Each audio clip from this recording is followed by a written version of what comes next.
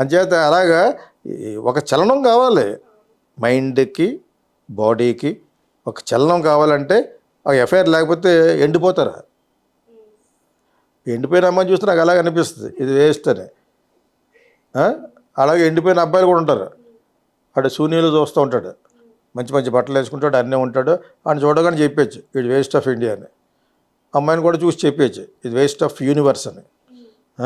ఎక్కడ వేసి అలాగ ఉంటుంది అది. నన్ను ముట్టుకోకు. కొన్ని క్యారెక్టర్ ఉంటారు, యూ కెనాట్ హెల్ప్ ఇట్ అంటే అని అలాగని అందరితోటి వెళ్ళమంటారంటే అందరితో అంటలేదు నేను. There should be healthy affair, healthy romantic affair, 1 or 2 affairs ఉండాలి. ఉంటేనే యూ విల్ బీ హెల్దీ, బ్రైట్గా ఉంటాం. లేదా బ్రైట్నెస్ ఉండదు, కళ్ళు లోపల పోయి అదేదో లోపల పోయి. అమ్మాయిలు అందరూ భలే చెప్తాడు, ఆయన కూడా దొంగ నా కొడుకు అనుకుంటారనమాట. మంచి బాగా చెప్తున్నాడు అంటారు, ఒక పక్కన లోపల కరెక్ట్ కదా అనుకుంటారు. అర్థమైనప్పుడు నాకు అది తెలుసు ఇది తెలుసు. అంచేత air should be some kind of an affair. That ఒక సచ్ ఫీల్డ్లో ఉన్నప్పుడు you need to have create your own buzz కదా.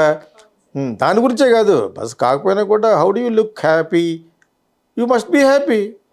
నీ బాడీని హ్యాపీగా ఉండకుండా చేసావనుకో you are a waste fellow. నీ మైండ్ని హ్యాపీగా ఉండమంటే నాట్ ఓన్లీ అఫేర్. నేను ఒక ప్రకృతిలో వెళ్తూ ఉంటాను, I will go to Araku valley, I will go to Himachal Pradesh, I will feel happy. Affair అంటే నాట్ ఓన్లీ అమ్మాయి, ఒక ప్రకృతితోటి పీసే కాదు, ఈ పీసే కాకపోతే ఆ నేచర్ అనమాట. నేచర్లో కక్క మొక్క తింటూ ఉంటాం. అర్థమైంది మీకు? ఈ పీస్ ఒకటే ఎప్పుడు వెళ్తాం, ఒక చాలా గాంధీ గారిలాగా అయిపోయిన తర్వాత అప్పుడు వెళ్తాం. అర్థమైందా? ఇది ఉన్నప్పుడు ఆ ఏజే రాదు అసలు. అర్థమైనప్పుడు my age group people look old.